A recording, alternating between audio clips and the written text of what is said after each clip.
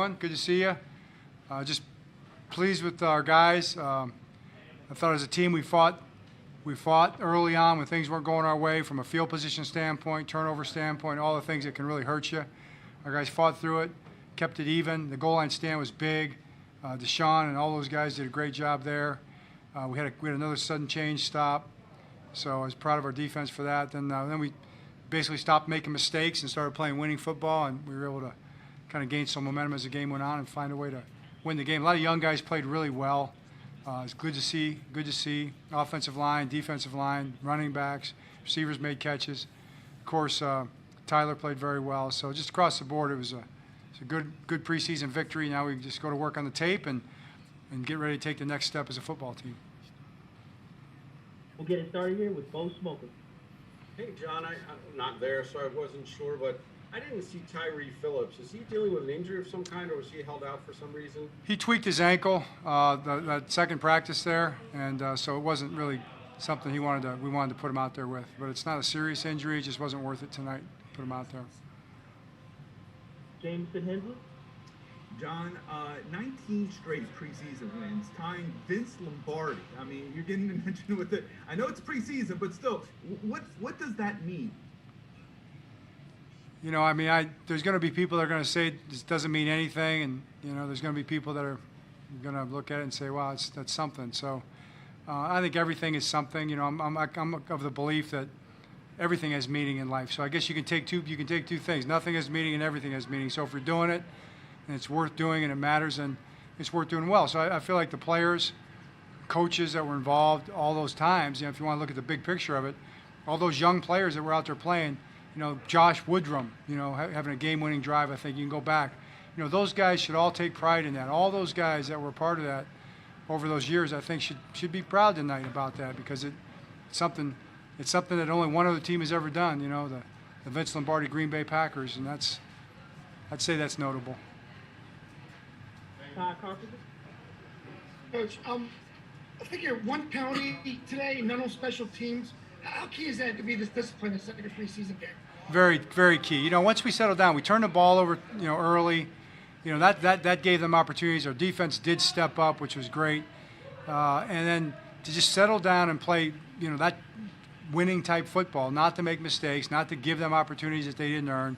That's the way we try to play, you know. So to see the guys make progress in that area is something that is important to us. We talk about it a lot. That's how we try to practice. And you know, we've got to keep building on that for next week against Washington, who's an excellent football team with a lot of talent. Charles Walker. Hey, John. We talked a lot about the offensive line coming out of the last game. I know that's hard to assess without looking at the film, but was your overall sense that it was a better game for that unit? It felt good. You know, I mean, they threw a lot of blitzes at us there early and batted some balls down, so we'll have to look at that and see what happened there. But I thought we played, you know, good, solid football. But the guys that were in there did a nice job. But like you said, the tape will give us a better look at that. Ryan Mix. Coach, Tyson Williams, that touchdown run was something else. Just your thoughts on that play and what you've seen from Tyson, you know, in these joint practices and over the course of camp. Right. Well, yeah, he's done a great job. You know, we saw glimpses of it last year in practices, as you guys remember, and then and he's done it in the preseason practices and the game. That was one of the best runs. I mean, that was just a great football run. You know, to get hit 3 or 4 times, break tackles, keep his feet when he's going down, put the arm in the ground, the old arm in the ground, hold onto the ball, keep the ball up high and tight, then launch himself into the end zone. You know, that's an old school run right there. Then, you know, of course, Nate McCrary, you know, he did it as well. Made some really good runs, some strong runs, for him to step up like that and kind of show himself. I think he went sideways once or twice, and he decided to go north, and all of a sudden he was hitting it and breaking tackles, and he's thinking to himself, I bet, hey, I can do this. I'm pretty good, you know. And then he got some confidence and made some nice runs. Jeff Sarebeck. John, we saw Nigel Warrior make a bunch of plays today, or Darius Washington, West Street. How difficult are some of I know you have a week left to the preseason, all that, but how difficult are some of these young defensive backs making the decisions you guys are going to have to make in terms of roster construction? Very difficult. Very difficult. You know, it's a great problem to have. It's the problem that you work very hard to have in terms of acquiring players and developing players, all the things we do in the weight room, the meeting room, the practice field to help those guys be the best they can be, and the effort they put in, and to play like that and to see them play like that is really rewarding. And it's a great problem, but it's a tough problem. Kyle Barber. Hey, John. How open of a competition is the third running back spot right now, and what have you seen out of, I know you just mentioned it, Tyson Williams and Nate McCrary. How open is that spot for them right now? Well, Justice has been practicing really well, too, and he just unfortunately hasn't been able to do it in the games as much because of the ankle injury. So, every spot, everybody's got to prove themselves every year, and even the most celebrated player still has a lot to prove, and it's to varying degrees, but every position has to be earned, and that's one that's got to be earned, and they're all doing a very good job. So, again, it's another tough decision. Cliff Brown. Yeah, Coach, you mentioned Deshaun, the plays he made earlier. And Chuck Clark, I believe, caused a fumble tonight. And you talk about Deshaun and Chuck, not only just them, but being kind of a young secondary tandem together in their second year as starters in those spots. Yeah, they've really taken it to another level. I think if you watch them just moving around-wise, they're both moving really well, which is credit to them and the work they put in. And also credit to the fact that they really understand the defense well. I mean, they flow within the construction of the defense. They understand, where to be. They understand the spacing. They understand the landmarks. They understand how to make one thing look like something else and do it in a real natural way that, is really hard for the quarterback to identify. So I'm proud of them, man. I think they're playing really good football.